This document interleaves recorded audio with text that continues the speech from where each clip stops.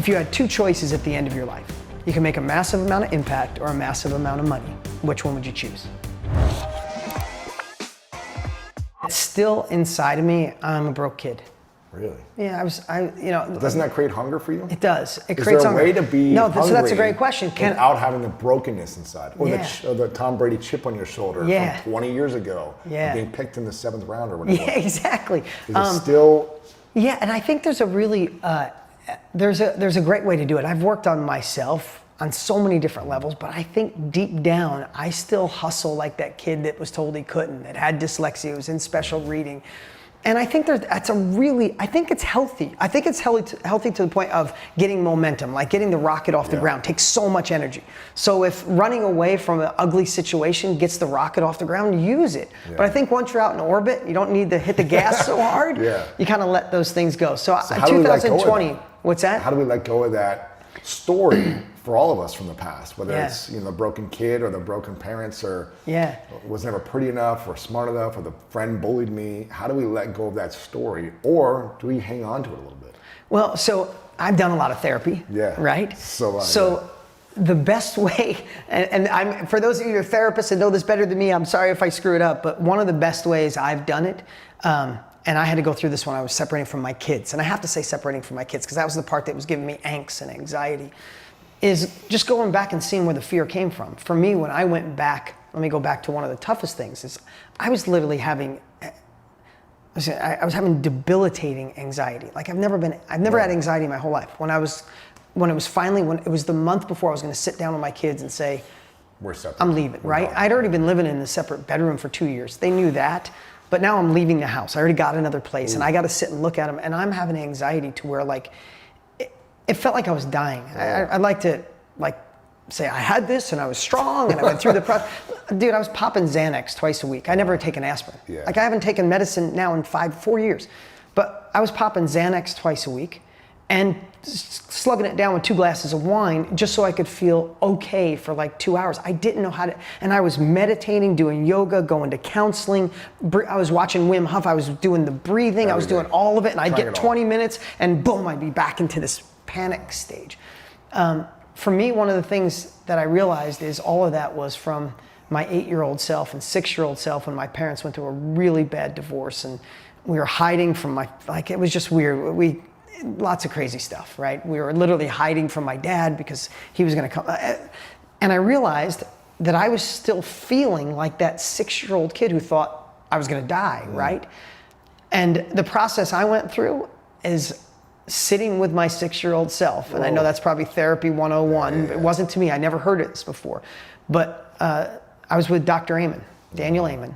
He made me find that 6-year-old version of myself. He said, think of a place you like. I thought of a stream that I used to fish at by myself, and it was my little sanctuary. I'd come home from school when there was chaos going in my house. I'd grab my fishing pole. I'd walk, you grew up in Ohio, you know how quick, you go to any stream, any pond's got fish. I'd walk down, exactly. I'd go down and hide, and I'd fish all by myself, and it was my peaceful moment. So now I'm sitting in that stream with my 6-year-old. I remember a jean jacket I had when I was probably 8, but I pictured this jean jacket I had on, and I had a conversation with that 8-year-old, 6-year-old version of myself. I said, hey, you gotta stop worrying. We're good. All the things, I got goosebumps talking about it. I said, all the things you were worried about, all the things you were afraid of, none of them happened. Your life turned out amazing. You're in a great relationship. You have 2 incredible kids. You're impacting the world. You gotta let it go because I promise you, you're safe. And then Dr. Amen's taken me through this, and I literally hugged my 8-year-old. He said, hug him and tell him he's okay. And he's like, say it out loud. And I'm saying it, and I'm not crying. I'm like sobbing, like the hardest cry of my entire life. I'm hugging this younger version of myself and saying, we got this, we're okay. You're not gonna die, you don't have to be afraid. And it really got to my heart, and it was part of the healing process. And I think it's the same thing with everything. Like I have to go back and say, the 17-year-old kid when all my friends went off to college and I knew I wasn't, and I was gonna take my dad's business, and my dad's business went out, and I'm like stuck with nothing, and I'm living off credit cards.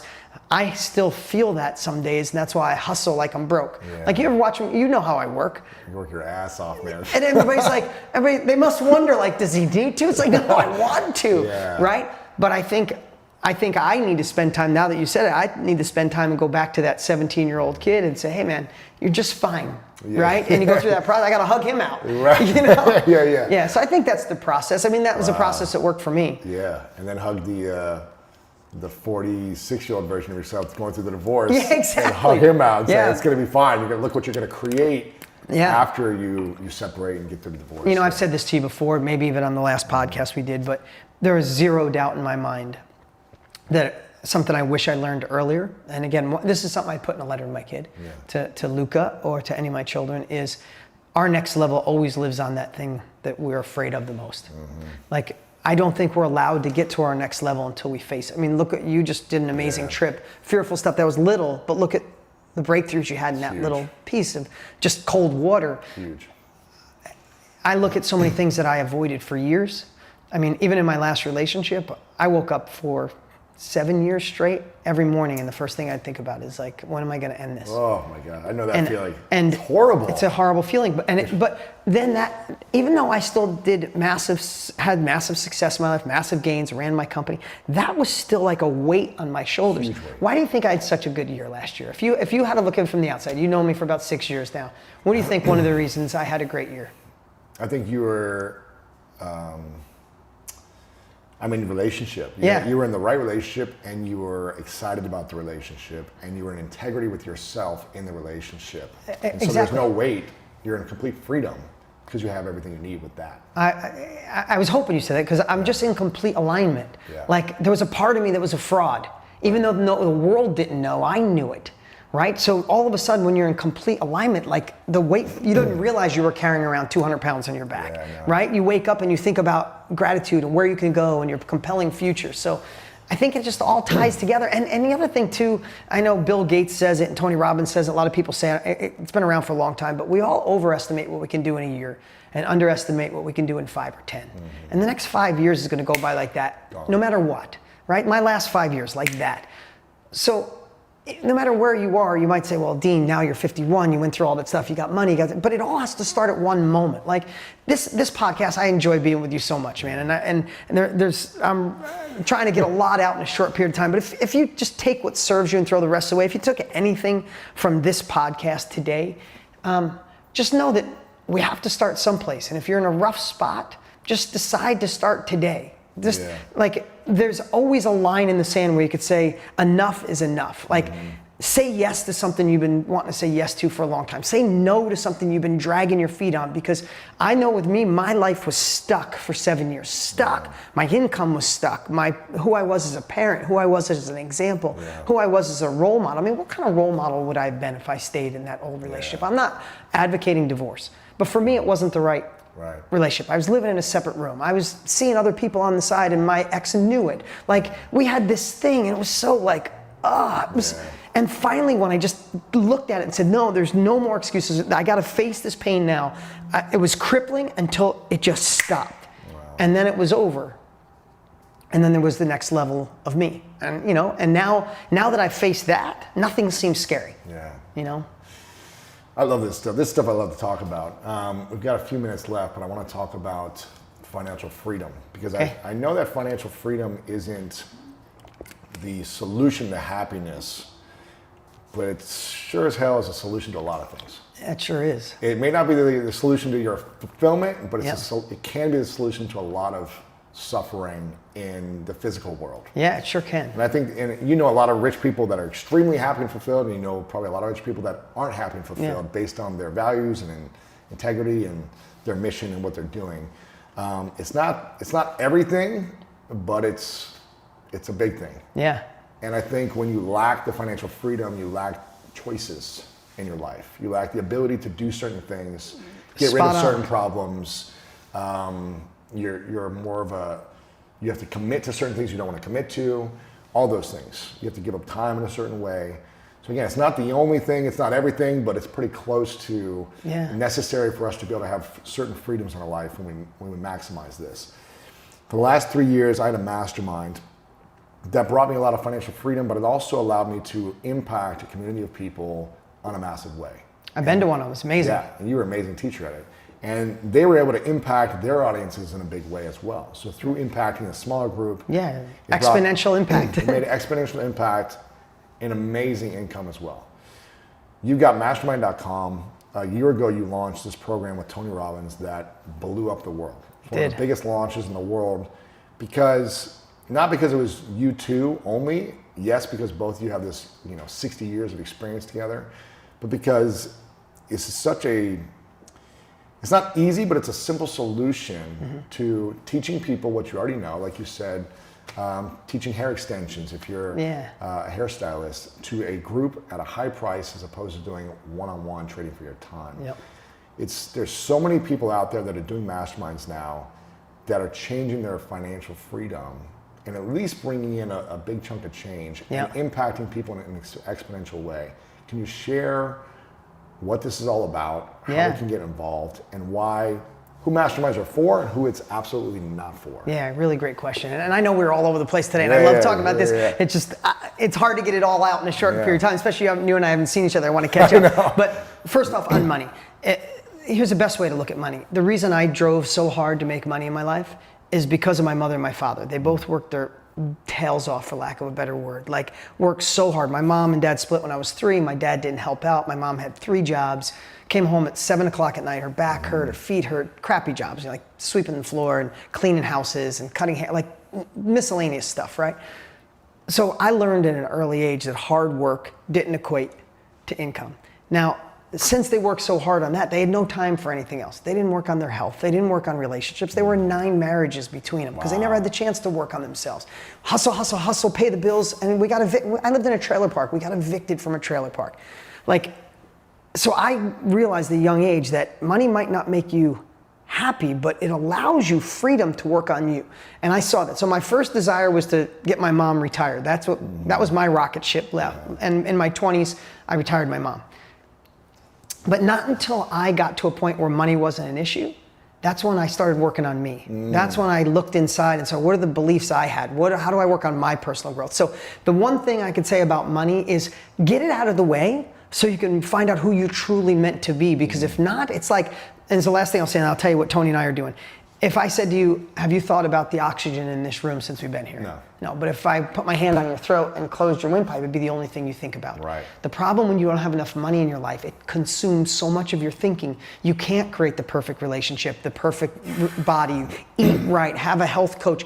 Those things don't happen. So for me, you're in survival mode, and it becomes this obsession. And since you have lack of it, you feel bad, you hate it, despise it, and want it all at the same time. It's like this crazy nonsense. Here's the thing. Make more money, give it all away after you get the lifestyle you want, if you want to, but see the freedom it gives you to become a better version of you. Simple as that. And that's the way I frame it and keep going. What Tony and I did, it's because self-education made such an impact on our lives, right? Both of us took that path. He learned from Jim Rohn, I learned from him. We went down this path, and now we came together after all these years because self-education is becoming the new norm. It's just not a thing. More people are joining masterminds and learning from other people more than ever before in history. Courses, podcasts. They're opting out of college. Or not going to college, or people not going back to college, and they're deciding, who can I learn? I'd rather learn from the professional doing it than the professional teacher in a classroom who's teaching it, right? And people, if you're listening or watching, everybody, someone that's in a mastermind in a group and their life is changing. Just like when I went to your group, all those lives changing. It was amazing. So we got together and said, if this is becoming the new norm, Forbes said it's heading to $1 billion a day. It's at 455, self-education. It's at 455 million. It's going to $1 billion a day. Wow. And we just decided, if this is going to be the new norm, who better than Tony and I? We have so much experience, 60 years between us, to create the blueprint on how to extract what you know and share it with others to impact their lives and get paid to do it. So, if I was just at Rachel Hollis' event, but I always ask this on stage when I go on now. I said, if you had 2 choices at the end of your life, you can make a massive amount of impact or a massive amount of money. Which one would you choose? I say money, no one raises their hand ever. Say impact, everybody. And I say leave your hand up if you'd like to do both. And everybody cheers. But that's really what this industry allows you to do. Because whatever it is if you have a year in something, 2 years, 5 years, 10 years, there's somebody today starting out at day 1. And they can either learn through their own trial and error, they can go down the traditional education path that's not serving people, or you can extract what you know and share it in a Zoom training or an in-person workshop or a community or a group, they pay you higher money because they say, I could take 10 years to learn it or spend a weekend with Lewis. Right. Which one's more economical? And this is what's happening all over the world. Tony and I launched a course, The Blueprint, on how to do it. We're in 80 countries, 24,000 people strong. Crazy. Every niche you could possibly imagine. We have a Facebook group with 22,000 people, 167,000 messages a month. Wow. We just passed our 1,100 video of people sending in, changing their life because they're like, oh my God, people need what I'm good at. Because what we did is we realized most people are unconscious competence. Like they're good at something, just don't know how. So we created a process to extract it. And then once you realize, oh man, I am good at that. And then how to identify someone who needs it. We use social media instead of social media using you, and get people to say, hell yes, I want to pay you for that to go faster. And it's really become a movement. Yeah, it's amazing. And you've got a free training coming out too, We right? do. We're doing it once a year. Okay. So February 27th, we're going live again. Last time we had over 200,000 people show up. Crazy. I remember the power of this. It was unbelievable, and I think this year will be even greater. Okay. And I think what's going to be on this? We created a link for you, so don't be afraid. I think it's greatnesslink.com. If you go to greatnesslink.com, you can see it, check it out, reserve a spot and get there. But what we're going to do is show people the blueprint of, if you have a skill, a hobby, a passion, an expertise, or even if you went through an experience and you're on the other side, there's people out there dying for that knowledge. Yeah. So we show people how to extract that knowledge, and again, how to identify the perfect person that wants it, how to market to them, and how to run an event to train them. Whether that event is a half-hour Zoom or a half-a-day Zoom call or a 2-day in-person event. Because here's the thing, the knowledge industry is lots of things. It's podcasts, it's books, it's courses, it's coaching, workshops, all that's amazing. Yeah. I've done all of them. I'm a multiple New York Times bestselling author, but Tony and I wanted to say, like, how do we create a way to get the impact faster? A book's a bitch, lack of a better word. Every year and a half I write one, and it's like, oh, it's painstaking.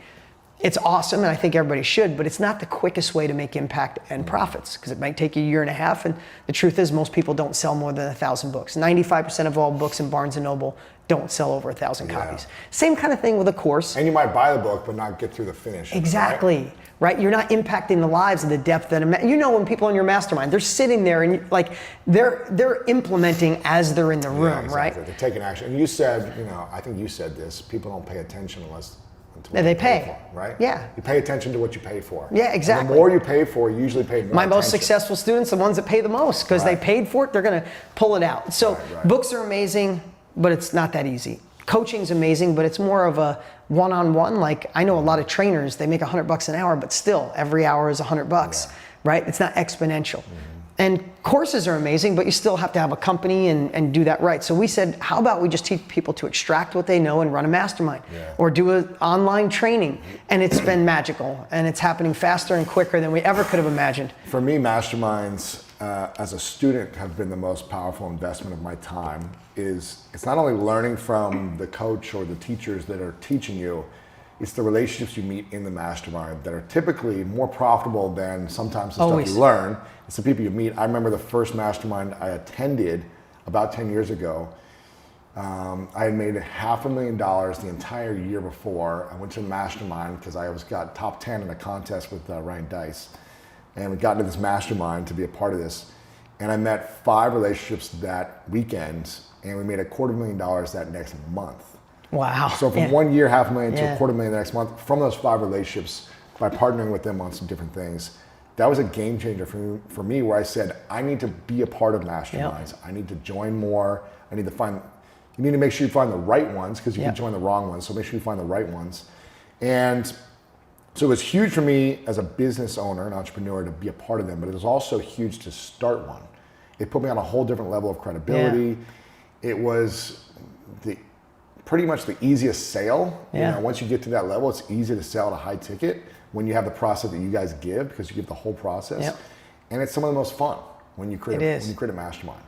So you guys create the whole process. You have everything there. You're going to be teaching some great stuff on the because listen, think of anything successful, and I love that story about masterminds because they have changed my life. It's moved the needle more than any other thing, hands down. It's my unfair advantage. I started off saying that, right? So we want the world to listen. If you die someday with knowledge in your head, you should feel guilty, and that's what we want to make it. Let's extract what you know, impact others, get paid, do it over again, right?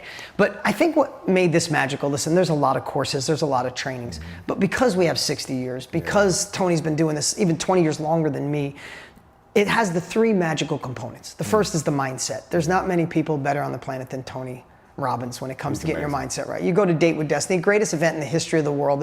It'll go down for 100 years, people talk with it.